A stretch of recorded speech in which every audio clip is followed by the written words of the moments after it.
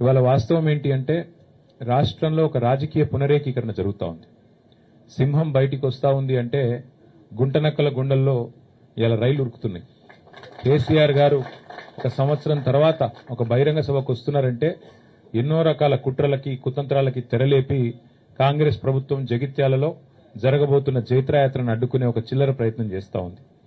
ముఖ్యమంత్రి గారు, మంత్రులు ఎంత సిల్లీ పాలిటిక్స్ అంటే కేసీఆర్ గారు ఇక్కడికి వస్తున్నారంటే ముఖ్యమంత్రి గారు మేడిగడ్డ కోతారట.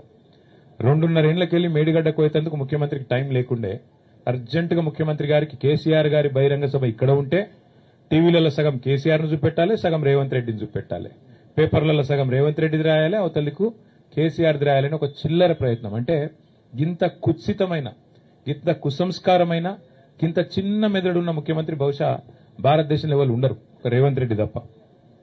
ఆయనకు హైటే తక్కువ అనుకున్నా, బుర్ర కూడా తక్కువనే.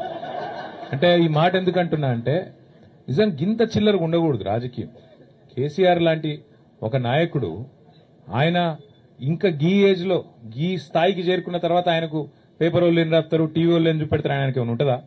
జగిత్యాలకు వచ్చుడు, జనాలను కలుసుడు, అందరి ముందు మాట్లాడు, లక్షలాది మందితో సంభాషించుడు కేసీఆర్ గారికి తెలిసిందే గది. ఆయన ప్రస్థానమే అది.